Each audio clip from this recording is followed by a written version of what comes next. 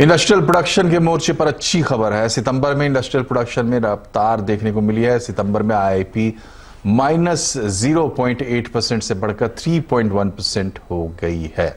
Mining, manufacturing, electricity, primary goods, capital goods, infra goods, इन सब में अच्छी बढ़ोतरी दर्ज की गई है। हालांकि सालाना आधार पर year on year IIP growth में गिरावट दर्ज की गई है। आईआईपी के आंकड़ों पर ज्यादा बातचीत करते हैं आईसीआरए की चीफ इकोनॉमिस्ट अदिति नायर से। अदिति, बहुत बहुत स्वागत है आपका सीएनबीसी आवाज पर। पहली प्रतिक्रिया आपकी आईआईपी पर।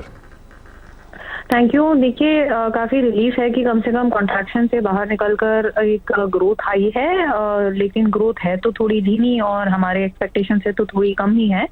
हमें लगा था कि 5.1% तक की ग्रोथ आ सकती है। सारे जो हाई फ्रीक्वेंसी इंडिकेटर्स हैं उनको देखने के बाद, लेकिन हमें अब ये लग रहा है कि जिस तरह से डिसएग्रीगेटेड डेटा है, तो एक तो कंज्यूमर ड्यूरेबल्स में थोड़ा सॉफ्टनेस है और एक कंज्यूमर नॉन ड्यूरेबल्स में है। चाहे वाईओवाई देखें, चाहे हम उसको प्री कोविड के हिसाब से देखें, तो कंज्यूमर ड्यूरेबल्स तो कुछ हद तक हमें ये लग रहा है कि जो एक्सपोर्ट ओरिएंटेड सेक्टर्स हैं उनकी वजह से जो वाईओवाई में हम देख रहे हैं कि एक कॉन्ट्रैक्शन आई है। बिकॉज अदरवाइज अगर हम जीएसटी ई-वे बिल्स देखें या ओवरऑल जो प्री फेस्टिव सीजन की स्टॉकिंग थी, उनसे तो एक इससे बेहतर ही एक्सपेक्टेशन सामने आई थी। जी, तो ये जो आंकड़ों ने एक्सपेक्टेशन पे खरा नहीं उतरे आंकड़े, ये और यहाँ से ये जो आंकड़ों ने एक्सपेक्टेशन पे खरा नहीं उतरे आंकड़े, ये और यहाँ से आगे जाते हुए तो नहीं उतरे, तो कारण क्या हो सकता है और आगे जाते हुए आपको क्या दिखाई देता है? देखिए, नई जो है वो तो मुझे लगता है इसी वजह से है कि जो एक्सपोर्ट ओरिएंटेड सेक्टर्स हैं वहाँ पे जैसे अपैरल है, कंज्यूमर ड्यूरेबल्स का ऑलमोस्ट 45% के आसपास ऐसे आइटम्स हैं जैसे कि रेडीमेड गारमेंट्स, लेदर गारमेंट्स, और ये बहुत एक्सपोर्ट ओरिएंटेड सेक्टर्स होते हैं।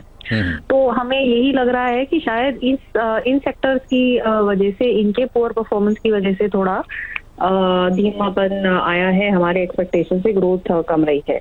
लेकिन साथ ही साथ जो आईआईपी है उसके अपनी देखिए खामियां तो हैं ही, बहुत पुराना बेस है और एक्सक्लूजन इश्यूज बहुत हैं। तो शायद आज की डेट में जो जीएसटी ई-वे बिल्स का डेटा है वो बहुत ज्यादा शायद वो ज्यादा रियलिस्टिक हमें पिक्चर दिखाता है कि किस तरह से मूवमेंट हुई है इकोनॉमी में। और सितंबर का जीएसटी ई-वे बिल्स का डेटा तो बहुत ही अच्छा था। तो शायद हमको उस पे ज्यादा वेटेज देनी चाहिए और आईआईपी की सिर्फ 3.1% ग्रोथ को इतना थोड़ा सा हमें ओवरलुक करना चाहिए। जी, तो ओवरऑल हम हमारी ट्रेजेक्ट्री ठीक लग रही है आपको, जिस हिसाब से आप डेटा देख रही है, या दूसरे डेटा को भी कंसिडरेशन में ले रही है तब? देखिए, ओवरऑल मेरे हिसाब से at least up to the festive season trend काफी पॉजिटिव थे। मेरे हिसाब से काफी अच्छी स्पेंडिंग हुई है। पेंट अप डिमांड बहुत थी, गुड्स के लिए भी और सर्विसेज के लिए भी फेस्टिव सीजन के टाइम पे। उसके आगे हो सकता है कि थोड़ा सा कटबैक हो स्पेंडिंग में, क्योंकि काफी खर्चा हो चुका है। तो शायद नवंबर में थोड़ा हमको एक डलनेस दिखे। दिसंबर के बाद क्लियर होगा कि जो सेंटिमेंट है वो कितना स्ट्रांग है और जो कंज्यूमर डिमांड की आउटलुक है वो हमें दिसंबर के बाद ही थोड़ी ज्यादा क्लियर दिखेगी। जी, बहुत बहुत शुक्रिया आपका आदित्य हमसे बातचीत करने के लिए। तो ये थी आईआईपी डेटा